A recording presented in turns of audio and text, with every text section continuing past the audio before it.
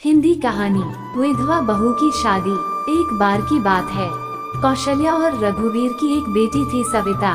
सविता को बचपन में ही पोलियो मार गया था, जिससे वह एक पैर से अपाहिज थी। सब लोग उसे दया के दृष्टि से देखते थे और अपने माँ बाप की बहुत लाडली थी। उसकी आंखों में कभी आंसू नहीं आने देते थे।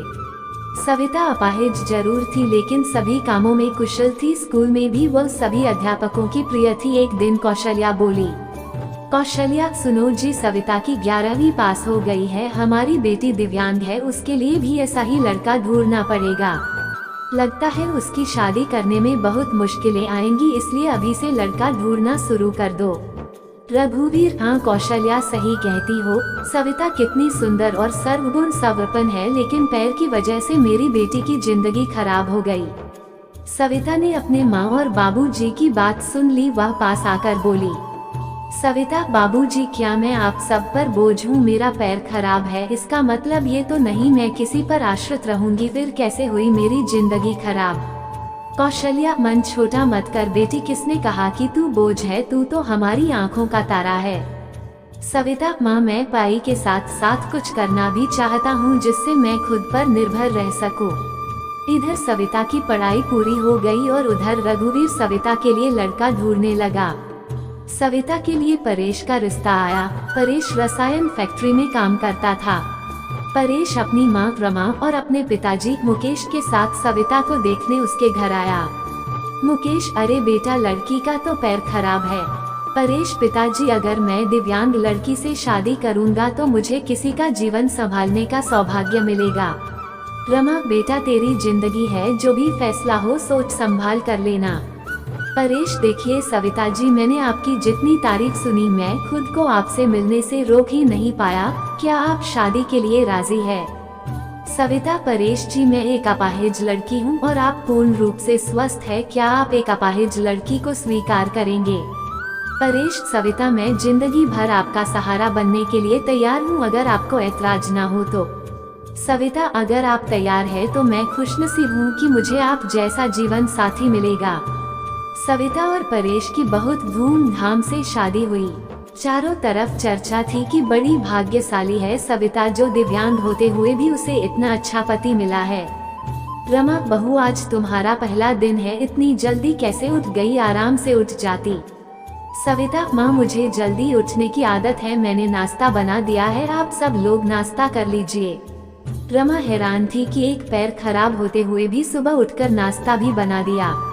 इसी तरह सविता ने थोड़े ही दिनों में सारी जिम्मेदारी अपने ऊपर ले ली। सविता से सभी बहुत खुश थे। रमा, परेश, तेरी बीबी लाखों में नहीं करोड़ों में एक है। मैं तो डरती थी कि कहीं ऐसा ना हो कि एक दिव्यांग लड़की से शादी करके कहीं मेरे बेटे की जिंदगी खराब ना हो जाए। परेश, माँ मेरा फैसला कभी गलत नहीं हो सकता। आपसे एक बात कह रहा हूँ कि अगर मुझे कुछ हो जाए तो सविता को अपनी बेटी की तरह रखना।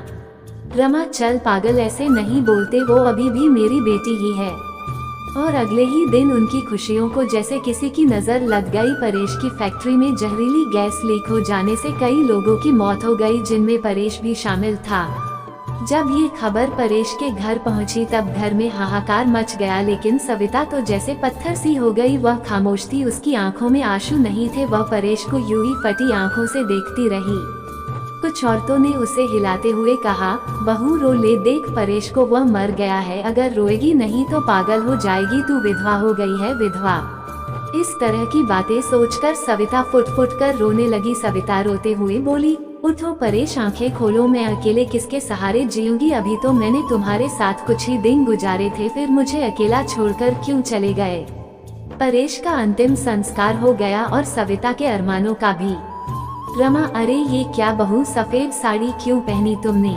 सविता, माँ सबने मुझे कहा कि मेरे जीवन के सब रंग परेश के साथ ही चले गए, अब मुझे सफेद साड़ी ही पहननी है। रमा, नहीं बेटी, तुम हमारे रैक को और मत बढ़ाओ, आज से तुम कभी भी सफेद कपड़े नहीं पहनोगी। हफ्ते महीने यूं ही शोक में गुजर गए। कौशल्या और रघुवीर सविता को लेने के लिए आए।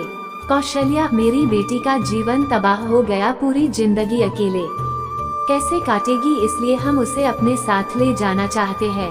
रमा, देखिए समधन जी, सविता कहीं नहीं जाएगी। आप उसकी शादी करके कर्तव्य मुक्त हो चुके हैं, लेकिन अब हमारे भी कुछ कर्तव्य है। हमारी बहू हमारी बेटी बनकर हमारे पास ही रहेगी। ये कहते हुए रमा ने सविता को गले से लगा लिया। मुकेश, हाँ समधी जी, रमा सही कह रही है। हम सविता को आगे पढ़ाएंगे और किसी लायक बनाएंगे। आप चिंता मत करना, हम अपनी सविता को पलकों पर बिठाकर रखेंगे। सविता, माँ बाबूजी, परेश इनके इकलौते बेटे थे, अब वो नहीं है, तो ऐसे में मैं भी इनको छोड़कर चला जाऊँ, ये सही नहीं है। मैं इनके पास रहकर ही इनकी सेवा करूँगी। सविता के माँ बाबूजी चले जाते हैं। अब सविता अकेली थी, उसने अपना सारा ध्यान पढ़ाई में लगा दिया। ऐसे में उसकी मुलाकात गौरव से हुई, जो समय समय पर सविता की पढ़ाई में मदद करता था।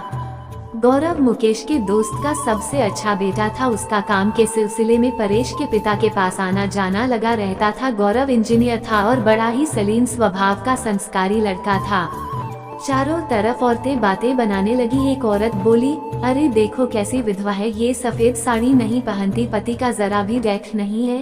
तो दूसरी बोली, बंद सवाकर कॉलेज जाती है, बेचारे रमा और मुकेश का तो बुढ़ापा ही खराब है। तीसरी औरत ने कहा, पहले इस लड़के का घर में आना जाना ठीक था, लेकिन अब परेश नहीं है तो इसे जवान विधवा बहू के घर नहीं आना चाहिए। लेकिन सविता को किसी की बातों से कोई फर्क नहीं पड़ता था, क्योंकि उसके सास ससुर उसके साथ थे। रमा जब इतनी अच्छी बहू के लिए लोगों के ये ताने सुनती तो वो तड़प उठती थी, रोने लगती थी। सविता ने अपनी मेहनत से बीएड कर ली और विकलांग कोटे में वह एक शिक्षिका के रूप में नियुक्त हो गई। रमा, सुनो, परेश के पापा, हमारी सविता अब एक टीचर बन गई है। लोग ना जाने उसे कैसे कैसे ताने देते हैं, हमें अब उसकी शादी कर देनी चाहिए। मुकेश, सही कह रही हो रमा, विधवा है, अनाथ नहीं, जो लोगों की उल्टी सीधी बातें सुनेगी। हम अपनी बहू की शादी धूमधाम से करेंगे। मुकेश ने जब अपनी बहू की रिश्ते की बात जब कुछ लोगों से की, तब लोग कहते, अरे मुकेश, तू पागल तो नहीं हो गया, विधवा बहू की शादी करना चाहता है तू?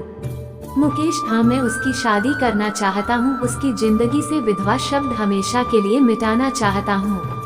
तभी गौरव ने आ करके कहा, गौरव अंकल, अगर आप सविता के काबिल समझे तो मैं आपके बहू से शादी करने के लिए तैयार हूँ।